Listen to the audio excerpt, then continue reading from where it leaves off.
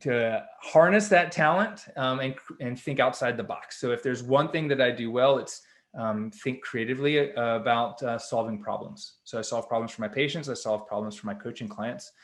I try not to solve problems for my wife unless she asks me. So I went to Duke undergrad. I was supposed to be a doctor. I'm going to use air quotes, doctor, like a physician, doctor. My dad is a physician. My uncle is my grandfather. And the first day in organic chemistry, like I got an A in regular chemistry. I went to organic chemistry and I sat down to do homework for the first night, which was review of the last 2 semesters in one night. And I couldn't do it. I was like, this is going to take me 4 hours. I'm going to have to go reteach myself molarity and whatever else it was. And I realized that day, I was like, I'm not going to be a physician because I don't want to be a physician so bad that I'm going to put aside my whole social life.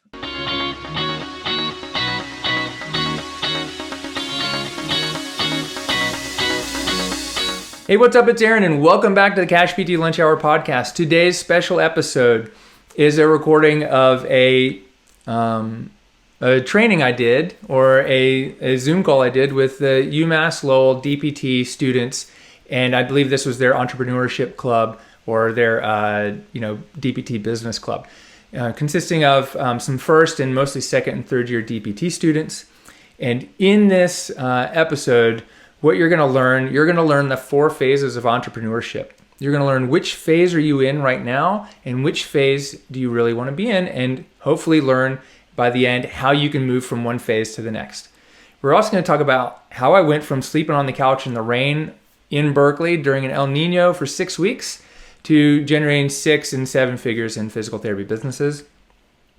And what you'll also learn is how to make 6 figures as a physical therapist, whether you're a student, you're working in a job, you're thinking about cash practice, you already own a business, and you're not there yet. We're going to talk about that because that is one of the most important topics right now, especially for PT students and new grads, because you've paid 6 figures for your degree, but when you graduate and you get a job in outpatient orthopedics, there are not very many jobs that are offering 6 figures.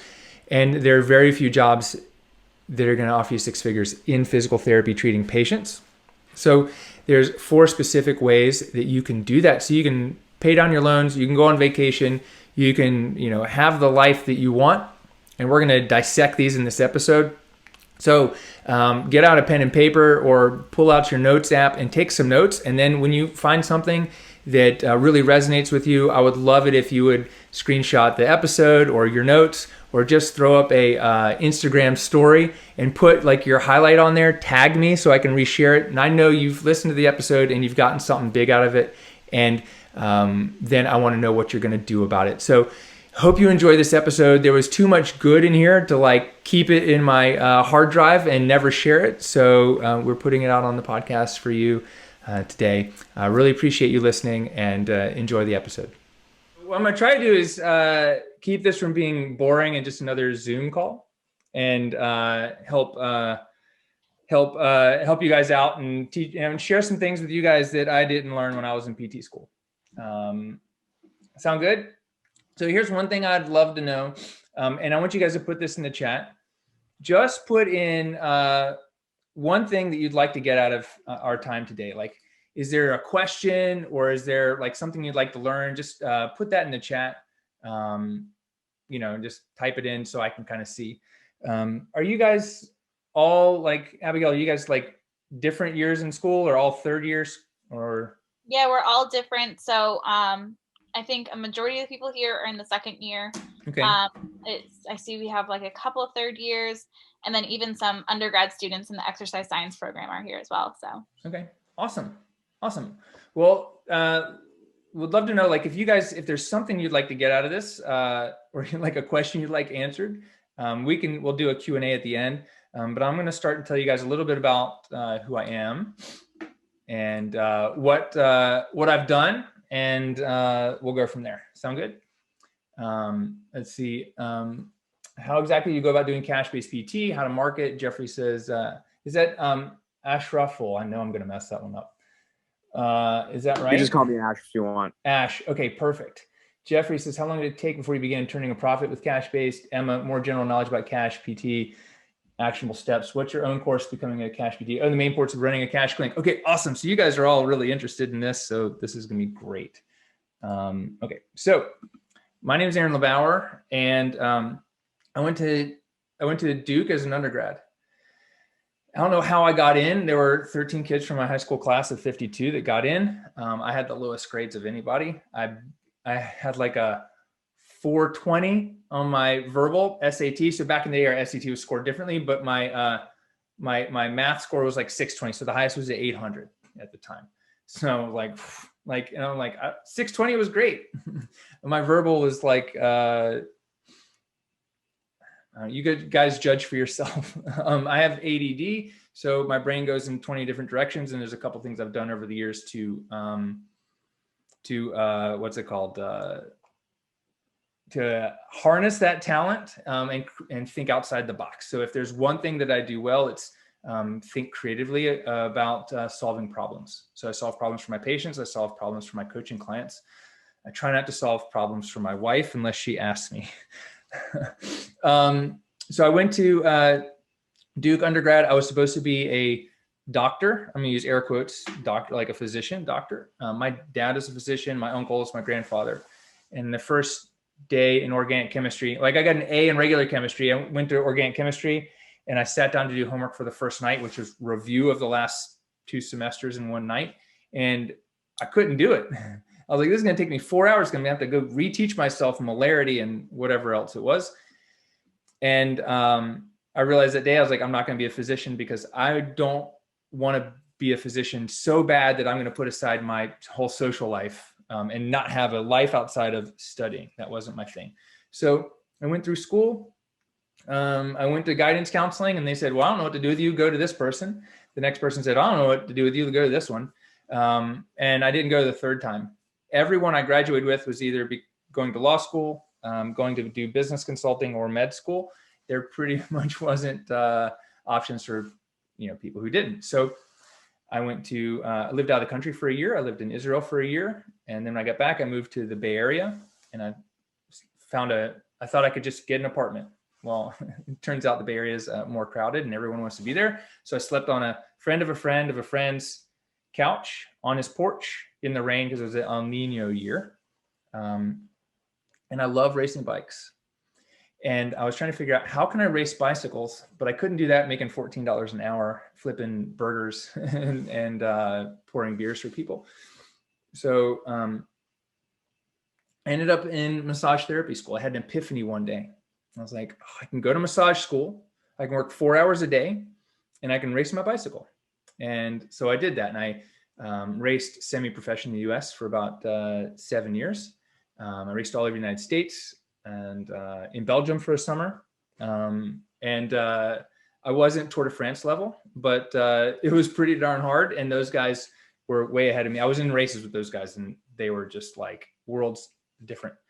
But I got to a point in my massage career studying myofascial release and doing more like medical therapeutic massage where people are coming to me and saying, Aaron, I know I need to come see you when I tweak my back. And at the time in California, there was no direct access. So they would come say, hey, I tweaked my back, Aaron, I need to see you. Can you get me in today? But I also had patients who were telling me, I'm the first person to touch them where they hurt.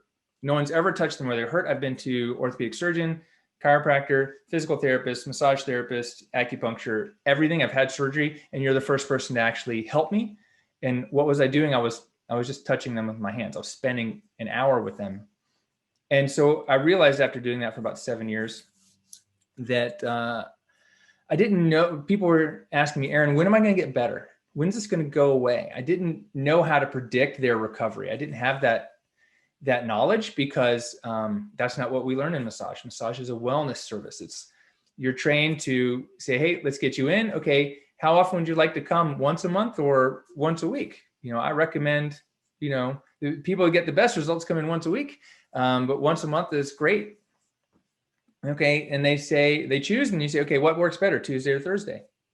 And so we learned how to sell the next service for people, but I didn't know how to tell them you're done, you're healed, you're better now because I didn't learn, I didn't have the pathophysiology anatomy and I didn't know how to give people a, what's the fancy word? A prognosis.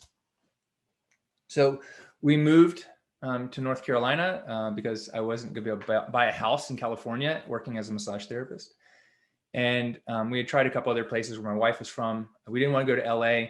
So we moved to North Carolina, and within 6 months, I had enrolled in Elon University's DPT program. My wife re-enrolled in school at Guilford. We bought a house, got married, and the rest is history. But I went to Elon's DPT program. Again, my scores on the standardized testing, I got one question right more than I needed to get in without studying for the GRE. And so I got in. I go on my first clinical rotation in January, beginning of our second year. And within a few weeks, I'm treating a bunch of patients, and I saw 43 patients one day. And I was there until like 9:30 at night, 10 o'clock at night, writing notes. I had a 45-minute drive back across Atlanta to where my mom lived to stay with her. And I realized that day, I'm not going to be able to treat patients the way I want or see that's necessary for some people working in a traditional insurance model. And so I knew that day that I was going to have to do something different. I was going to have to just go back and charge cash. I was already making $85 an hour doing massage therapy in Greensboro. I actually gave myself a raise moving from the more expensive West Coast to East Coast. I was charging $85 an hour, 4 people on Wednesdays, 4 on Saturdays while I was in PT school, except when I was on clinical rotations. And my CI said, so I had this realization, and I talked to my CI about it in the next few weeks. And he said, no one's going to pay more than their copay for PT. And at the time, we had a patient who had a $20 copay. She was supposed to come in 3 times a week. She showed up once every 2 weeks. And I said, why don't we discharge her? And he said, well, that would look bad to the referring physician. He didn't say referring physician. He said, that would look bad to the doctor. I'm like, but Frank, you're a doctor. He's like, we're not helping her. Why? We should discharge her. He's like, no, that wouldn't work. And I was just like, that doesn't make sense. Like, she's not coming in. We can't help. She's not doing work. She's not incentivized. Yes, she's got a lot of other things in life going on that are probably keeping her coming in. But this patient didn't actually see the value in what we were doing, because she would just come in and do exercises on her own. And with $20. And she had to get someone to bring her in. That was a big deal. It was a lot. It was a lot of money for the value we were providing, certainly. So when I graduated Elon, my final clinical rotation was like a 6-month rotation. Luckily, the Alan Ling, who owned the business out in California, was willing to do a clinical experience for me that was around business, not just treating tons of patients. I had met him at PPS probably at the end of my first year. I was presenting at PPS on adding massage therapy services as a cash-based service. And I met Alan there, and he's like, you should come do a rotation at our clinic. I was like, hell no, no way. I live in North Carolina, and I got a wife. We got a baby on the way. But it worked out that I was able to do that. And I started my cash practice right out of school. My professors said, hey, where are you going to work? I said, LeBauer Physical Therapy. And they looked at me cross-eyed. We were like, I said, yeah, I'm working for myself. And they said, oh, do you have all your insurance contracts and things set up? I was like, no, we're doing it all cash. And they looked at me like, that's not going to work. People basically told me that it wasn't going to work. It was unethical. And no one's going to pay more than their copay for PT. The North Carolina Medicare advisor for the APTA told me so much is, don't even breathe on a Medicare patient, because it's illegal for you not to be a Medicare provider. This is not the truth, but this is the lack of information and understanding of people about what I was doing and what cash-based physical therapy was back in 2008, 2009. So I don't know, fast forward to today. We've got a clinic. I've got a cash-based practice next door. I've got an employee or two employees, a physical therapist and practice manager / patient care specialist. I've got a coaching business where I help other physical therapists launch and scale their cash practices. I think that the number one thing, if I was going to look back, and if anything that you guys need to know, if there's anything that you leave here with, the one important thing is, if you have a great idea and someone comes to you and says, that idea is a bad idea, you shouldn't do it, or they hate on you or give you some shit, just understand that you've got a great idea. They're just scared because they would never take action on it themselves. And if it's a family member, they're just trying to protect you. And that's okay. But family members who aren't business owners or entrepreneurs that's their job, is to protect you, because being an entrepreneur is a risk. It's taking calculated risks, but not being afraid to try something, because failure doesn't exist for business owners. You either have wins or you learn. And if something doesn't work out right, you got to extract the learning. Otherwise, all the struggle wasn't worth it. So I've got a couple other things I want to share with you guys right now, but I'd love to know in the chat, what's the number one thing, like what's your plan for after, what's your plan for after you graduate?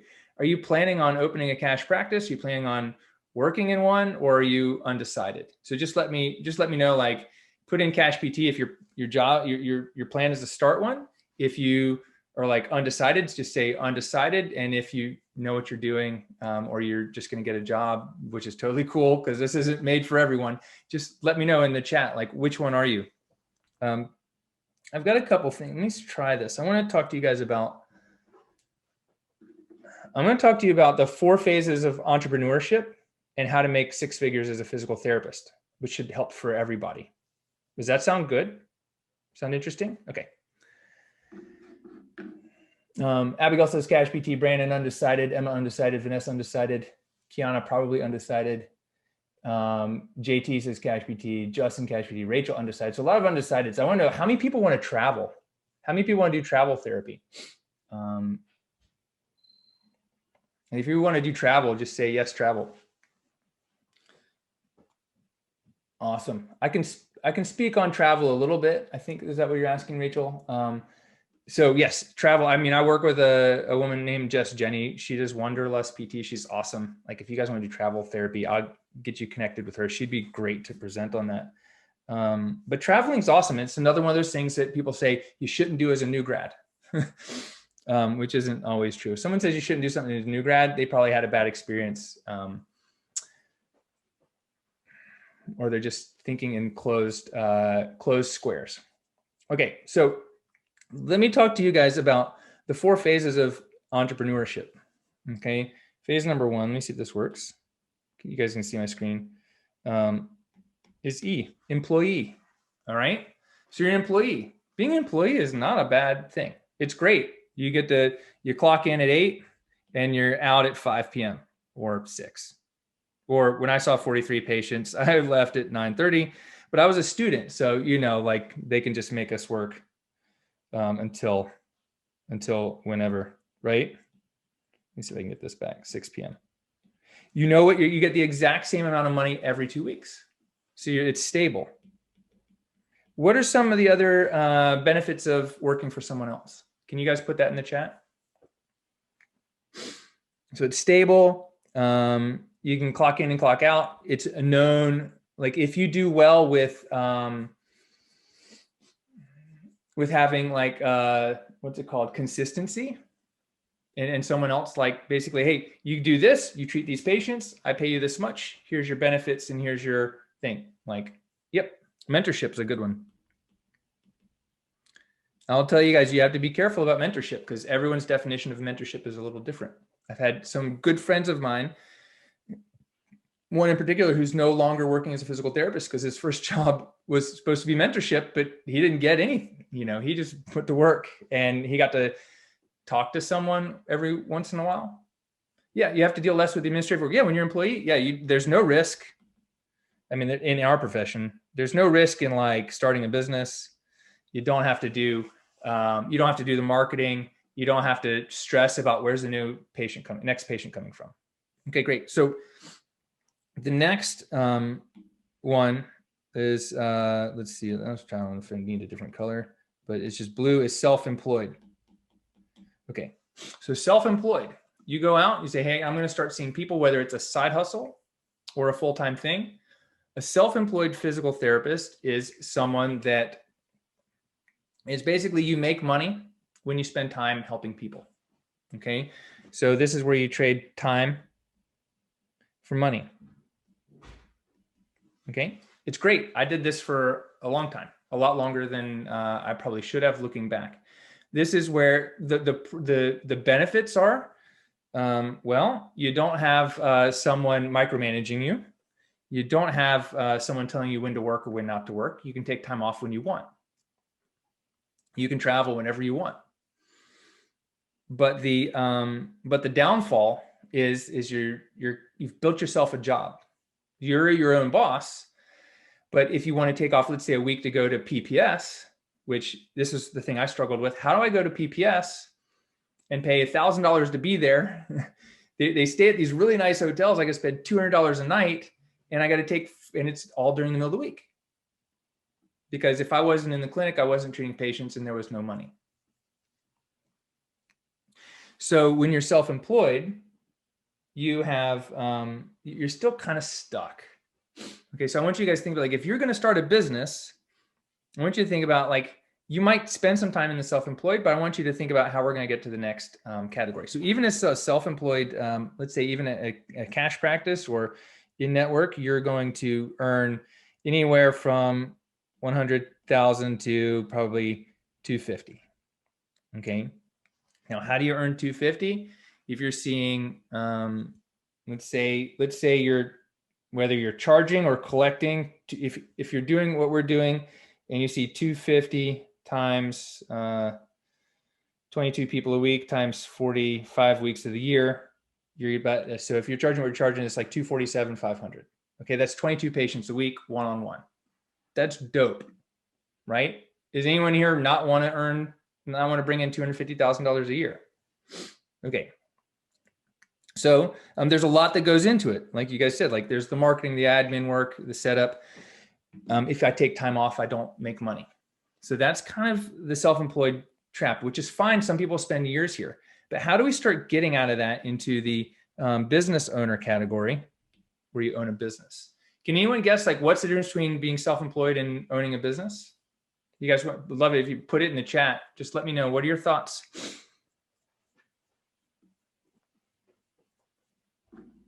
Having people work for you. Yep. Having employees.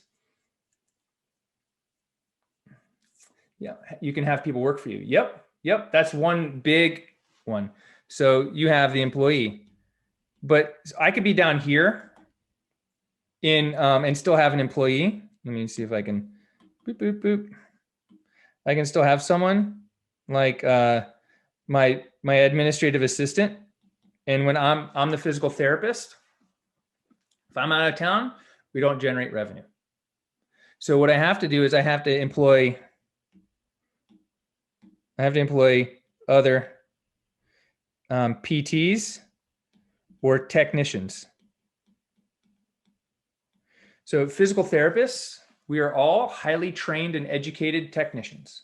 We do a technical service, which is touching people or analyzing their movement and helping them improve their function or whatever the APTA says it is.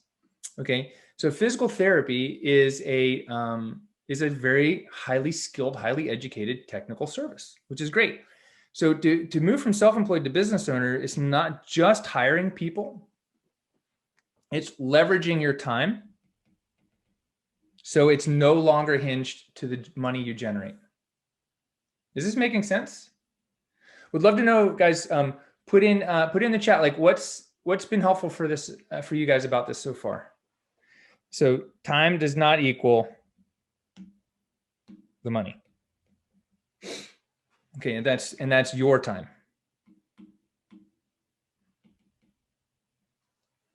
Okay. Make money without being there. Yep. Other people make money for you. Yes. Yep. More of a constant flow of cash. Even if you take the day off, you don't have to do everything. So if you have like an online business, what that looks like is you could still be in self-employed, but you start moving into business owner when you have when you can automate sales. Okay. And I'm a lefty. My handwriting is not that great, but it's about, so if you're doing like online business only, like in my coaching business, when I started selling my courses, I was automating them through webinars. And you can do a combination of this. I have clients that do this as a combination in their businesses where they're treating patients, but they're automating wellness services, sales, courses, things like that. So a business owner, the number one thing most business owners get wrong is that they think that they are the most important person in the business. Okay, they get stuck. I was on a call with a physical therapy business owner a few years ago, and he was like, "Oh, Aaron, I just need to learn more marketing." I was like, "Well, why?" He's like, "Well, the PTs I employ aren't busy. They're only treating half the patients I'm treating." And they were basically responsible for their own caseload, but he's like, "But we just need to do more marketing." And I was like, "Well, how many patients a week are you seeing?" He's like, 40, 45. Okay, great. One-on-one for an hour. He's busy. He's got these two people he's paying who are only seeing like half as many, and he's resentful. Well, what he wasn't doing and he wasn't willing to do was move his patients over to their schedule so he had more time, because then he could go market the business, fill their schedule, because what it is, it's about leveraging your time. And that's where we get to this last one. Let me see if I can get the thing here, where you start getting into entrepreneurship, where you leverage you leverage time to do more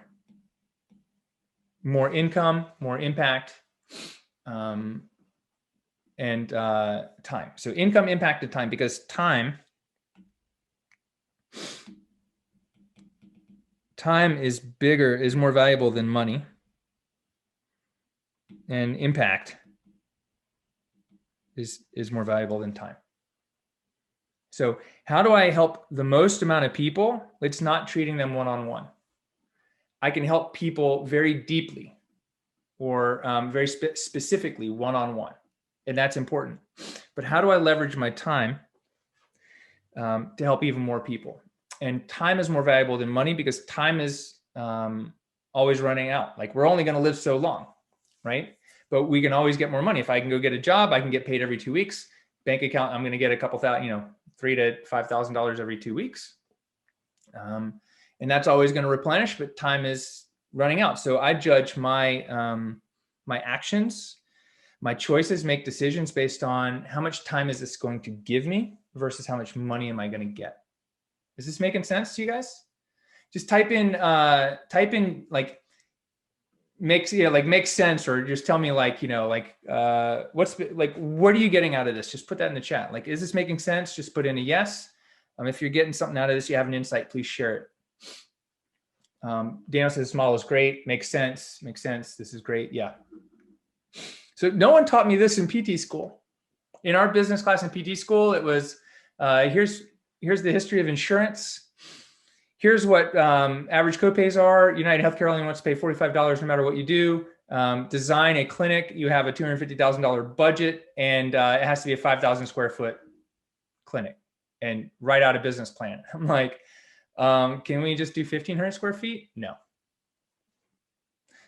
Okay, my clinic next door is just a little bit bigger than 1,500 square feet, and we have room for 3 full-time therapists. We just don't we don't utilize it, because 1, we don't want to, and 2, COVID kept us from growing this year. But we've had as many as 2 PTs when I was treating patients, and part-time massage therapist, and it's for 1,500 square feet. I mean, that's a great size, and we were underutilizing it at that point. So what do? We maximize our time. So for the clinic this year, when COVID took all our patients away, I mean, there was a point at which we canceled everyone for about 4, maybe 6. We canceled everyone for a week, but we really just moved everyone to telehealth, and 90% of our patients moved over to telehealth. And then as things started to open up, they weren't going to tolerate telehealth anymore, and we started seeing people in person again, like July-ish. But everything we did in those 3 months, pretty much April, May, June, to make our systems even better, even more solid, to create more online courses, and work on our application funnels, and work on our lead magnets. We had a fourth quarter in 2020 that was a better fourth quarter than 2019. Actually, like October was one of our top months ever in our clinic. This is October 2020, which is kind of crazy, seeing as after the election in November, we had 8 people on the schedule that week. Monday, someone canceled, then we had 7. And then by Wednesday afternoon after the election, we had 9 new patients scheduled for Thursday and Friday. And our average Like our average number of visits a week is like, pre-COVID is like 25 to 28. For me personally, seeing 26 people a week was a little too much. Entrepreneurs, where we want to be. Yeah, absolutely. So let me see if I can turn this guy back on. So entrepreneurs, where you really want to go to, right? Because if you stop at self-employed, what happens when you retire or want to go on vacation? A business owner is great. And a lot of people, you could stay here, but what really does an entrepreneur do is they leverage their time to generate more money and greater impact, so you can focus on multiple things. I would even say an entrepreneur is someone who is a creative problem solver and is willing to take risks to help even more people, at even almost to the detriment or expense of themselves if they're not careful, themselves in their personal relationships and family if they're not careful. And not everyone's an entrepreneur. There's some great business owners, but not everyone's an entrepreneur. But entrepreneurship, I believe, is where you can let your creativity, that is like, once you become an entrepreneur, the failure is not possible. Like a business owner can always close down their business, but an entrepreneur does never stop. Does that make sense? Okay, so let me, we'll come back to this. I wanted to show you guys 4 ways to make 6 figures as a physical therapist. Okay, because here's the problem. You guys have probably paid a lot to go to school. I did. I didn't pay probably as much as you guys. I think our tuition was $25,000 a year. It was 3 years. So I probably had, I think when I graduated, I had $68,000 in federal student loans. So I just took the maximum federal student loan I could. I didn't take private student loans. I had a little help from my parents. I was working part-time and my wife was working. So I was able to make that work. And just so you guys know, I didn't pay off my student loans as fast as possible. I paid them off as slow as possible. Okay, my goal was to get out of school, and I only consolidated the first year into a lower rate because I could, but then after that I couldn't, but I kept it as a federal loan. I got on the graduated repayment plan because it was the way for me to pay the least amount as possible. You guys are gonna hear people talking about Dave Ramsey. He's gonna tell you, eat rice-a-roni and tuna and pay off your student loans. My recommendation to you is only do that before you go to PT school and you want to race bikes. Because when I raced bikes and lived in San Francisco, I had to eat a lot of tofu because I couldn't afford to buy my own chicken, and that was worth it. But as a physical therapist, your earning potential is much higher than a temporary employee or a massage therapist. So, and granted, remember, I only wanted to work, 4 hours a day, 4 days a week as a bike racer. I put $43,000 on my, or $45,000 on my credit cards racing bikes. But as a physical therapist, your earning potential is much higher. So delay paying back so you can invest the money in growing your business, whether it's a primary business or a side hustle. So if you can spend a year or two finding a side hustle that brings you in $2,000 a month, now you could just start putting that to your loans if you want to pay it off. But spend the time and invest the money you need to learn what you need to learn, get the coaching you need to get to the point where you've got an easy side hustle or an easy primary business. And then it was only 2 years ago, once my clinic was fully automated and my coaching business started taking off, I said, hey, I'm going to put some extra money into my student loans in big chunks. And I was able to pay it off, but it took me 10 years. Does that make sense? Making sense for you guys? So how are we going to make 6 figures? 1, go get a home health job. Get a home health job and negotiate a salary where you're making over 6 figures. Okay, which is great. But not a lot of us got into PT to do a home health. So you could do that and make some money, and you've got flexibility. You could start a side hustle. It's a great way to start a side hustle. But I've worked with people who, like Alexis Sams, who was making $108,000 a year doing home health in Phoenix, and she had it too good, and it was really hard for her to move into her cash practice. It took her 3 years of doing cash practice as a side hustle. When she finally decided to commit and quit her job through the coaching program that we did together, she tripled her income, or she went from $2,900 a month to $8,900 in 3 months. Right? So she got back to her 6-figure level in 3 months, but taking that leap was one of the hardest things she had to do. And she did it because I was able to put together a plan for her. But getting a home health job, you want to make 6 figures, great. Okay, let's say you're in this for an ortho job, and I don't have anything to draw right now. You're like, I want to work with orthopedics, whatever, but it doesn't pay as well. Great, do the job because you love it, but find another problem you can solve and start a side hustle. And it can be as a cash practice. It could be doing something online. You can bring in, if you bring in $2,000 a month with a job paying you $76,000 a year, your $2,000 a month side hustle is 24, and now you've got $100,000 a year as a PT. So a side hustle, and it can be online, it can be through social media. If you do it right, you should be, if you're doing social media, you have followers, you should be expecting to make a minimum of $10 per follower or per email address per month. So if you start collecting leads, followers are not dollars and followers aren't leads. They don't belong to you. They need to be on your email list. And a few people do it right. A lot of people are just out there to get followers. So how can we get, all you need is one person to pay you $2,000 a month to go to their house every morning and make them breakfast, or write their training program once a week and meet with them at the gym twice a week. That's really all you need. So that's the other way to do it. So think about it, like, what can I do Friday evenings before I go out? Right now we're not going out. So what can I do on Friday night before I watch a movie and eat some popcorn, or Saturday morning for 4 hours? It doesn't take much time to do it. You just have to figure out what people want you to help them with. Okay, the third way to do this is to start your own business. You have to charge what you're worth. So don't charge anything less than $150 a visit. More like $200 to $250 should be what you should be looking at charging. How do you do that? You don't charge per hour. You create a plan of care for people, and you position the value of what you can do for them versus the cost of the plan of care.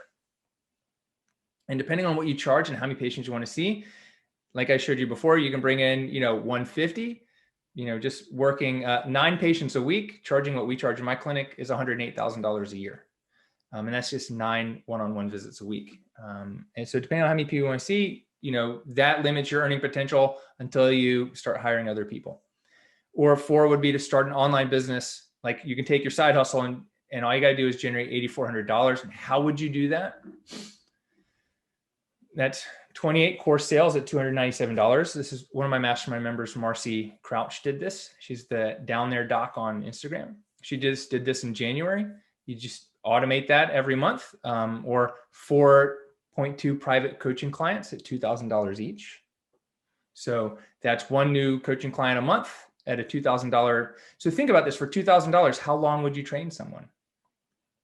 My coach, Bedros, I learned a lot of stuff from outside the PT industry. My coach, Bedros Koulian, he's the CEO of Fit Body Bootcamp now. When he was a personal trainer, he would sell like 12 and 18-month coaching packages because he's training people. So we can train people too. We're not doing just personal training. We're doing almost like skilled performance rehab training, right? So think of, like, what would that 12-month program look like? Or 18-month program? He sold, I want to say he sold like $83,000 in personal training in one day. And he was a personal trainer who didn't graduate from community college. So the number 2 lesson I want you guys to leave here with is that while you are a highly educated physical therapist, if you want to be successful in business, you have to start studying business. You have to understand you need to work with teachers, professors, clinical instructors, or mentors and coaches, and find groups of people like mastermind groups who are doing what you're doing, and always be, don't be the smartest person in the room, because your ego around how good you are at physical therapy and helping people is going to get in your way of being successful in business, because you're going to be afraid to ask a question and look stupid. You're going to be afraid to ask for help, and you're going to second guess the advice given to you, especially if it's free. But even if it's paid, you're going to be like, oh, do you think I should do that? Because I'm going to sit here and analyze it forever and never move. The people that I work with who are the most successful are quick to ask for help. So this is where you set your ego aside and go, okay, if I want to learn something and be really good at something, I need to ask for help. Because it's not that I can't go figure it out on my own. It's that, why would I have to figure it out on my own if someone already knows how to do this and I can just buy the time from them? So like I said before, I buy my time back. I would rather pay someone $5,000 or even $50,000 a year to give me the shortcut to where I want to go, to making $3 million a year. I want the shortcut to that. So I'm willing to pay $50,000 a year to my coach to get that. Not all coaching costs the same, but that's what, I'm like, okay, I'm going to shorten that curve. So I'm going to pay to go find it. So you're quick to ask for help and you're quick to take action. If you sit on the fence and think, well, that possibly won't work for me, or what are all the negative consequences of this happening? It's going to be much harder to find success. So action beats anxiety. So if you have an anxiety or stress about something, just take action on something. And delays kill dreams. So if you delay, the longer you delay, the less likely you are to achieve your goals. And 3, the most successful people are quick to share their wins and their lessons. So how did I get here? I was just sharing what worked for me on like LinkedIn groups, on PPS, like web forums that you guys probably may or may not remember. It was before the Facebook groups were exist. I was just sharing what I knew with other people. And then people started asking me, Aaron, can you help me? Can I pay you to help me? And that's how my coaching business was born, because I was sharing what I learned. So those are the big 3 things, or actually the big 4. Don't let anyone stomp on your dreams. The moment you find a hater, it means you're doing something right. So would love to know what was your number 1 insight, or what was most helpful for you guys? Can you put it in the chat? And then Braden says, I was in a fitness facility charging $11,000 for 200 sessions. Do you recommend the more sessions equals less money per session model? I would say find out what the result is that people want and charge accordingly. So does someone want, like, why do they want to get strong or lose weight? Right? There's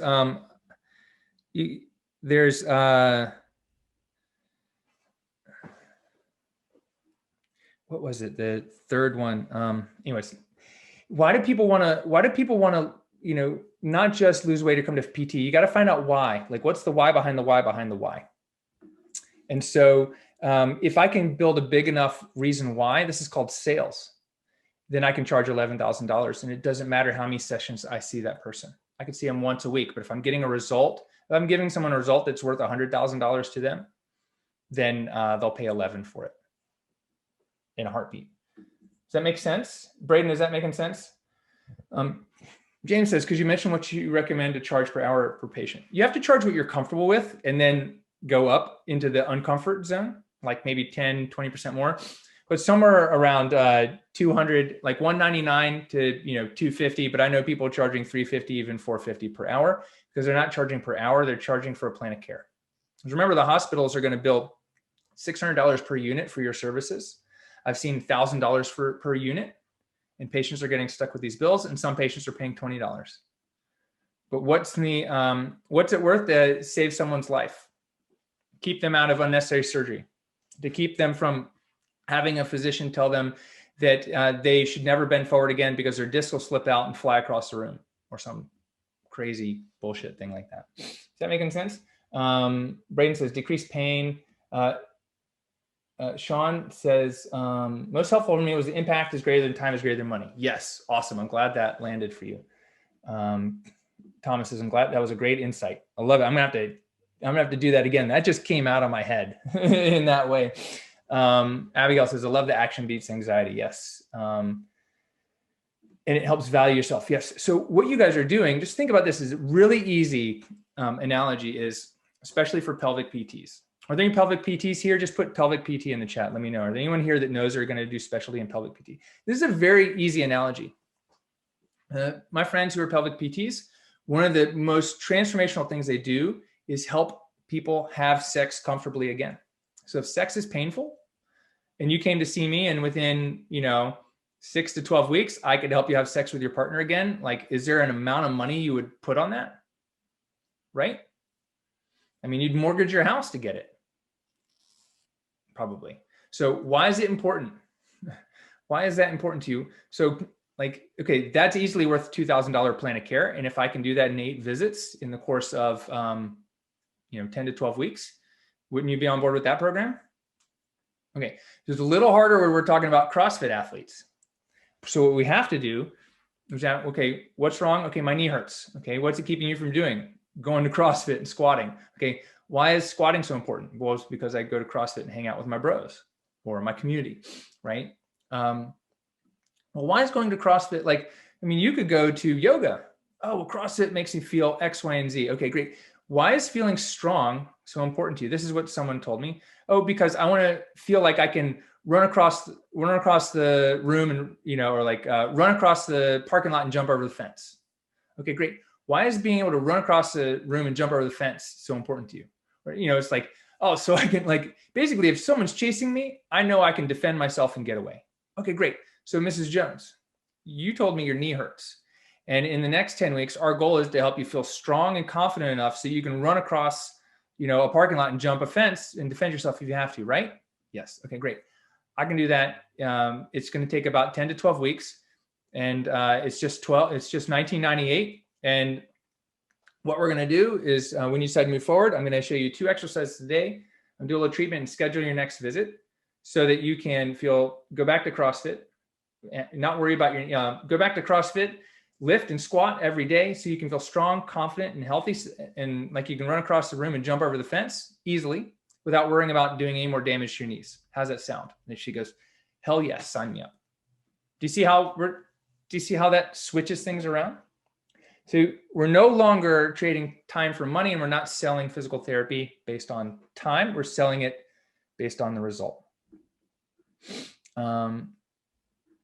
Let's see. Could you talk at all about neuro cash-based PT or other specialties? Yes. So here, let's do this. I know there are a couple questions. So what I want you guys to do is type in Q or question, and then type out your question and let me know what it is. I'm happy to spend some time answering some questions. I know there are a few others.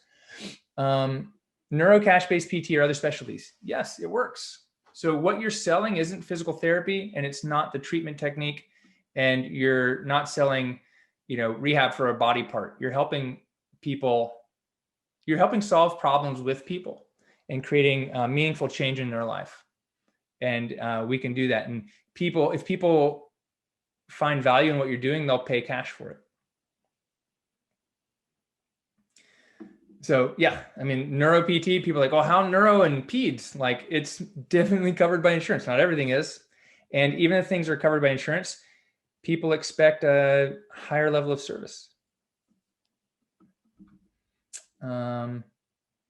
What's the largest scaled cash-based clinic you've personally seen? There are a couple of them come to mind.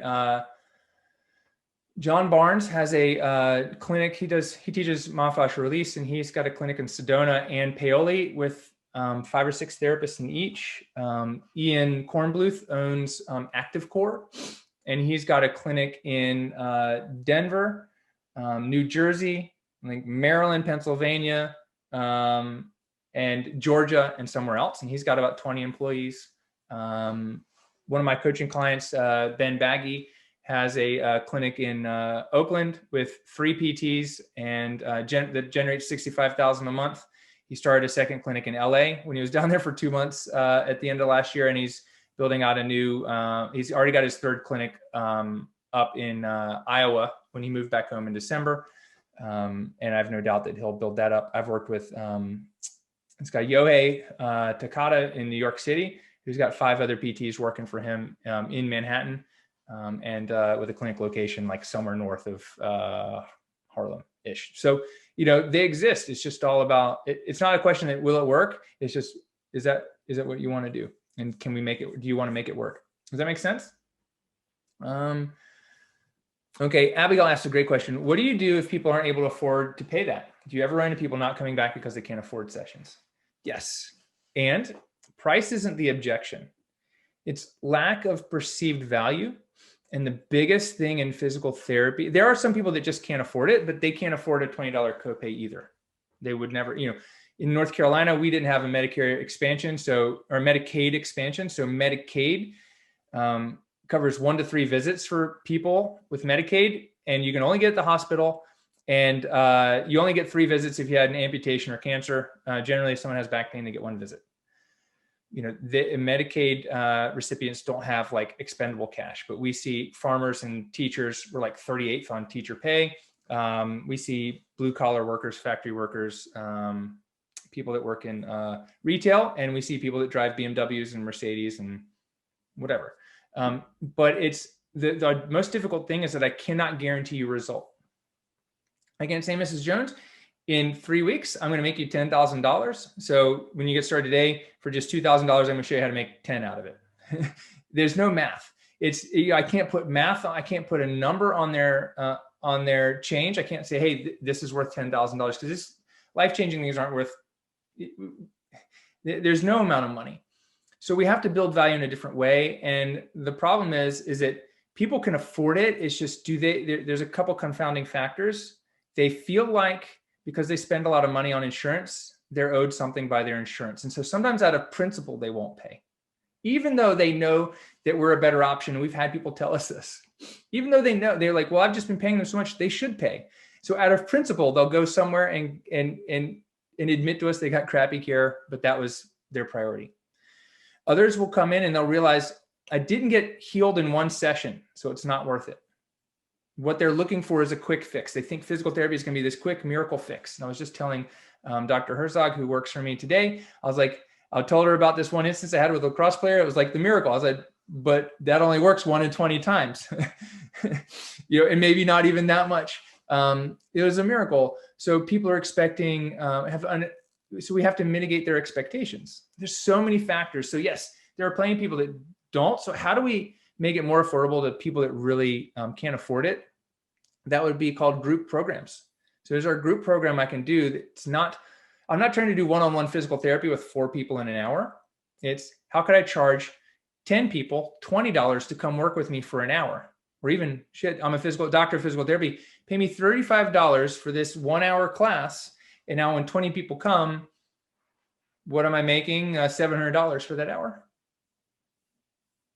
Right? Okay, great. Everyone can afford $35 or even 20. I mean, most people could afford that. And with a group of 20 people, I can go around and find out what's wrong with you. And if you guys don't know, I'm a yoga teacher. I'm not registered anymore, certified yoga teacher and a physical therapist. I can go around and find out, okay, where's the problem? I can modify for everybody. I can give them something to learn and that's new. So I've made thousands of dollars doing that for marketing. So I make money doing the marketing and we get new patients out of it. Okay, would you recommend having a side hustle up and running before having graduated, or would you say focus on being a new grad and then try to form a second form of cash flow? Depends on what you want. If you know ultimately you're going to own a business, get started. There's no reason to wait. Waiting is just going to delay everything. But if you're a little unsure, you try it, see if you like it. You can always fall back on getting a job. But if you know it's what you want to do, there's no reason to wait for a specific thing to happen. Because I've worked with people who are PT school dropouts and have businesses, people who never treated another patient and have successful physical therapy businesses. How much did it cost to start your business? This is Jeffrey. Can you talk about your biggest mistake? How many sessions do you typically see patients? A lot of questions. How long until you began turning a profit? Okay. How much did it cost to start my business? I think I started with $5,000 in the bank. I've put other money into it over time, but I've gotten a lot of money out of it. Can you talk about your biggest mistake? I think the number one thing would be not moving from self-employed to business owner soon enough. It took me 5 years. I didn't have other physical therapists around me who believed in what I was doing. And it took me meeting someone else, seeing what he was doing. This is my friend Paul Goff, and we chatted, and he came up here to Greensboro, sat down, and I was like, oh, we speak the same language, not just English, but like our brains work very similarly. I was like, oh, this is how I can do it. I was like, I saw it. So generally I get that from like my coaches and mentors, but I also get that from my success partners where I can see someone else like me doing it. I'm like, aha. So this is why I said you have to be in a room full of people that are more successful than you or more successful than you in certain areas. So you can see what success looks like, because success leaves clues. How many sessions do I typically see patients for? It depends. I would say on average 5 to 8. But I've seen people for 20. I've even seen some people like over the course of years for, 60, 80 visits, multiple things going on. That's rare, just like the one visit wonder is rare, in someone's healed. How long till I began turning a profit? My wife had a second baby, so probably our second month, like our first baby on the way. She was 2 months, she was 8 months pregnant when I started. So probably our second month. My expenses and overhead was extremely low. Can I talk about how to find the right mentors or even how to find one? Also, can you speak on the topic of investing in yourself and spending money to make you a better clinician? Yes. So great question, Justin. How do you find the right mentors? Well, you go find someone who's doing what you're doing, who has the knowledge that you want and experience that you want, and find out how to work with them or absorb everything they've got. If you want to get there faster, pay to work with them because they'll get you there faster. It's just like paying to go to Con Ed. I'm going to learn manipulations faster going to a Con Ed course than I would watching manipulations on YouTube. I can study it. I can read about it in a textbook, but if I can have someone hovering over me, helping me place my hands and doing it, it's going to go much faster. How do you yourself? So the topic of investing in yourself, like you're your own best asset. So you've just spent 3 years getting clinically proficient. If you want to own a business, clinical proficiency doesn't matter. You just have to be able to give people a good result. You just have to be one step ahead of where they are. And you're already one step ahead of basically where all your patients are going to be. It's rare that you're going to have a patient who's been a physical therapist for 20 years. And even if they are, if they're a good patient, they're going to listen to you because you've got outside eyes. So it's not just about being more experienced as someone. It's about having outside eyes and an outside perspective. It's like as a coach, it's like you're in the forest, like running or doing your, what's it called? What are you orienteering, right? You're going down. I'm in the helicopter and I can see down through the trees and tell you to turn left or right. If you turn right, you're going to run over the cliff, but I can say, hey, turn left in 100 meters and you're going to hit the highway. And that's what a good coach can do, is not tell you exactly how to do everything, but help you navigate so you get there quicker rather than just running straight and being in the forest forever. Rachel says, is it worth considering going through insurance and doing cash-based PT to offer variety if you're an owner or if your business allows it? Yes. If you could do insurance, one of my coaching clients, Janae Brown? She's out in like San Pedro, California. She has one insurance, like the local 509, like, what's it called? Like Dock Workers Association. They pay like $185 a visit no matter what they do. So like, there's no reason for her not to do it. It's really easy. And then they do cash for everyone else, or, I think they are in network or contracted with 2 insurance companies. So yeah, I mean, if insurance is going to pay you enough to feed the family and keep the lights on and leverage your time, like utilize it, but it's just going down and down and down. And it's much harder and harder to get the money, but a combination is perfectly great. And some people start with Medicare plus cash and eventually weed out Medicare or, Blue Cross plus cash. What's my take on residency programs? As it seems they're getting more popular by the year if you're considering cash PT. I think this is the last. I think this is the last. This is a great one to end on. If you want to own a business, don't go through a residency program. An OCS or WCS, a certified specialty like designation, is not going to get your patients to pay you more. The learning process can help you as a clinician. But the initials behind your name, your patients don't give a shit about them. They don't care. Your professors and other people in our industry care because it makes them look good and they feel confident about, like, I've spent a lot of money doing this. But if you want to own a business and you want to help a massive amount of people, don't waste your time. There's plenty of places to go learn how to be a great manual therapist or women's health specialist or orthopedic or whatever else. And you can do it, 2 or 3 weekends a year. You can study, you can practicing on your patients, but knowing the nomenclature of joint movements not going to get people to pay you more or grow your business. You should spend that time and money and effort studying business. But if you want to be a great clinician and you want to teach other people in like the university level, you should go do a residency. Does that make sense? Hey, what's up? It's Aaron, and thanks for listening. If you're a PT student or someone who works at a DPT program and you'd like me to speak to your students or your student group of some sort, just send us a DM over on Instagram at Aaron LeBauer, and we'd be happy to set up a call to do like a Q&A or a little presentation like we did with the UMass Lowell folks. Thanks so much, and we'll see you guys on the next episode.